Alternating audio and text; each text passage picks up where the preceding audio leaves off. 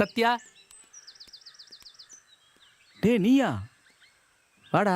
நீ இங்க வா. உன்கிட்ட நான் ஒரு விஷயம் பேசணும். அதனால என்ன, இங்க வந்து பேசுறா. பொறுமையா பேசலாம். வேண்டாம், நீ இங்க வா. என்னடா?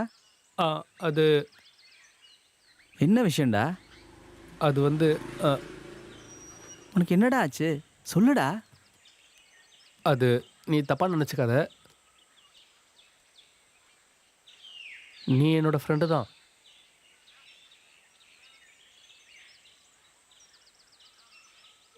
உன்கிட்ட இப்படி பேசலாமா வேணாமான்னு எனக்கு சத்தியமாக தெரியல. இருந்தாலும் என்னால் உன்கிட்ட சொல்லாமல் இருக்க முடியல. டேய் மாதவா, நம்ம 2 பேருக்குள்ள என்னடா? சொல்லுடா. எதுவாக இருந்தாலும் தைரியமா சொல்லுடா. எங்கள் அக்கா எது ஆசைப்பட்டாலும் அதுவும் என் ஆசை தான். ஆனால் எங்கள் அப்பா அப்படி கிடையாது. நான் என்ன சொல்ல வரேன்னு உனக்கு புரியுதுல்ல? என் அக்கா மேலே நீ வச்சிருக்க காதல் அது ரொம்ப டேஞ்சர். அவளோட சுபாவம் என்னன்னு உனக்கு தெரியாது. யார் என்ன சொன்னாலும் தலையே போனால் கூட அவன் முடிவை அவன் மாற்றிக்க மாட்டான். ஆனால் அப்பா, நான் என்ன செய்யணும்னு நீ சொல்ல வர? அது எனக்கு தெரியாது. இருந்தாலும் உங்ககிட்ட நான் உண்மையை சொல்கிறேன். உங்கள் 2 பேரையும் பிரிக்கிறதுக்கு எனக்கு இஷ்டம் இல்லை. தயவு செஞ்சு என் மேலே கோவப்படாத. என்னால் இது மட்டும் தான் சொல்ல முடியும். நான் போயிட்டு வரேன்.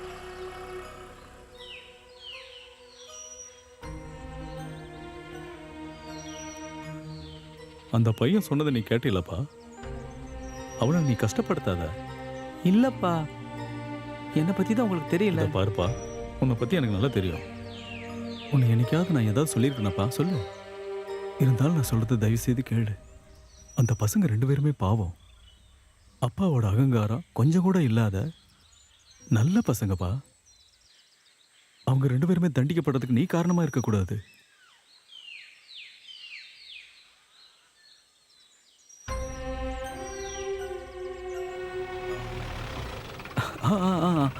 நீ போமா, அவன் இன்னைக்கு வரமாட்டா. என்னாச்சு? அவனுக்கு இன்னைக்கு உடம்பு சரியில்லம்மா. சரிவா, நம்ம போய் பார்க்கலாம். வேண்டாம்மா, நீங்க போங்க. அவன் தூங்கிக்கிட்டு இருக்கான். நீங்க போங்க போங்க போங்க. பாலண்ணா, வண்டி எடுங்க. போயிட்டு வாங்க.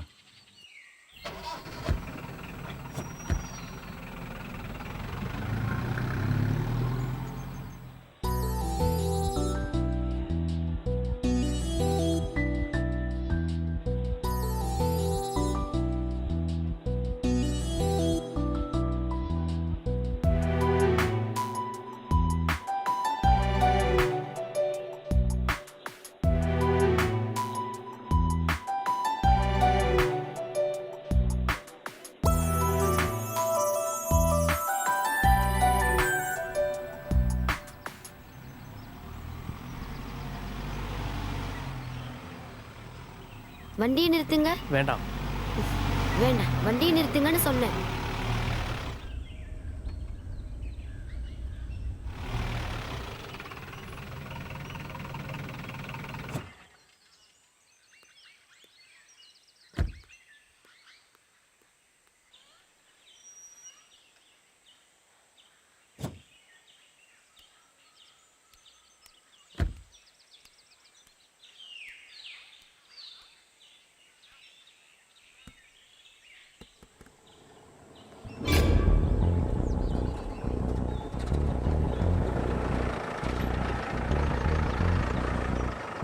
எங்க அவ எங்க?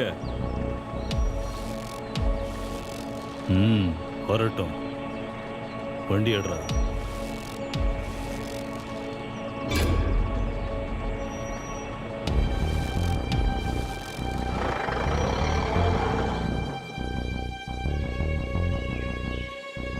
எவ்வளோ சொன்னாலும் நீங்கள் புரிஞ்சிக்கவே மாட்டீங்கல்ல.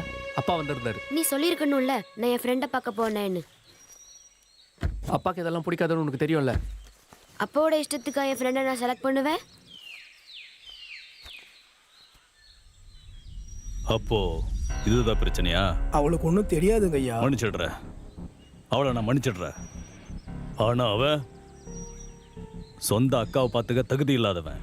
விதி அதுவும் போட்டோம். அப்புறம் நீ என் பசங்களை உன்னை நம்பித்தான் உன்னோட வண்டியில நான் அனுப்புனேன். அவங்க 2 பேரையும் பத்திரமா கொண்டு போய் சேர்க்கறதும் திருப்பி கூட்டிட்டு வர்றதும் உன் வேலை தானே? நீ அதை பண்ணியா? அது பசங்க சொல்லும்போது வெளியே போட நாய. என் முன்னாடி நீ வரவே கூடாது. நம்மளெல்லாம் பார்த்தா பைத்தியக்காரங்க மாதிரி உங்களுக்கு தெரியுது போல இருக்கு. முதலாளியாவே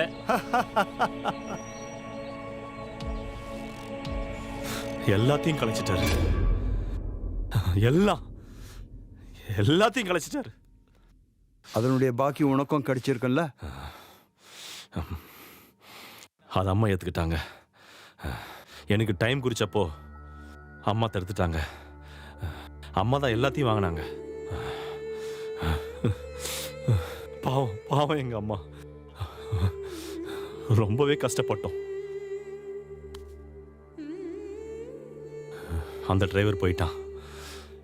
அதுக்கு பதில் இன்னொருத்த வந்தான். இப்படி பல மாற்றங்கள்.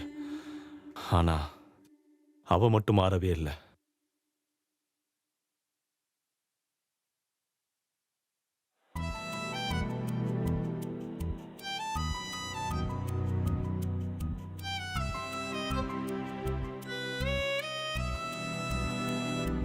கொஞ்ச நாள் கழிச்சு அவ ஸ்கூலுக்கு வர ஆரம்பிச்சா. அப்படியா? சொந்தங்களை பெரிய மனசு இல்லாம மனசுல இருக்கிற எல்லா வழியும் தூக்கி எறிஞ்சிட்டு அவ மறுபடியும் ஸ்கூலுக்கு வர ஆரம்பிச்சா. அவ ஸ்கூலுக்கு வர ஆரம்பிச்சதும் அவ நண்பர்கள் எல்லாரும் சந்தோஷப்பட்டாங்க. கணேசண்ணா, யாருப்பா அது? நாங்க தான். என்னப்பா பிரச்சனை? இது வரைக்கும் ஒண்ணுமே கிடைக்கலண்ணா. வாங்க, ஏதாவது ஆமாண்ணே. கிடைக்குதா? சாப்பிட்டீங்களா? இவ இப்போ படிக்கணும். நீ போறியாடா? இவன் அங்கே வரலண்ணா, ஒரு வேலையும் நடக்காது. நாளைக்கு கூட படிச்சுக்கலாம்ல. நீ வாப்பா. சரிப்பா, நான் போயிட்டு வரேன். சரிப்பா.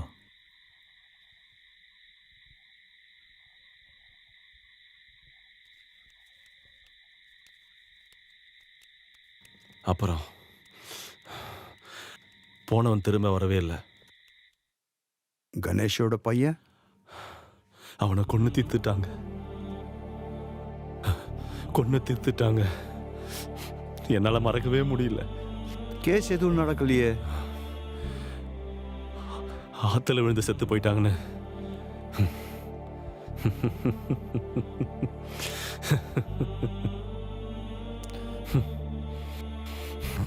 வெள்ளத்துக்கு எதிராக கேஸ் கொடுக்க முடியுமா?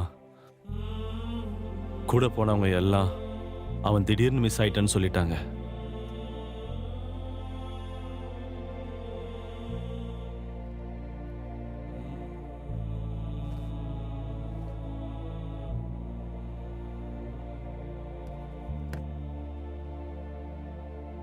அவங்க அப்படிதான் சொல்லுவாங்க. தேவதாஸ் முதலாளி சொன்ன வார்த்தையை காப்பாத்த அவங்க எல்லாரும் அப்படிதான் சொல்லுவாங்க. அந்த சம்பவத்துக்கு அப்புறம் நீ அவளை கல்யாணத்துக்கு கட்டாயப்படுத்தலையா? நிறைய முறை நானும் கல்யாணம் பண்ணிக்க ஆசைப்படுறேன். கண்டிப்பா பண்ணிப்பேன். முதல்ல அவளுக்கு கல்யாணம் பண்ணணும். முடிவு எடுத்து அவ மாத்திக்கவே மாட்டா.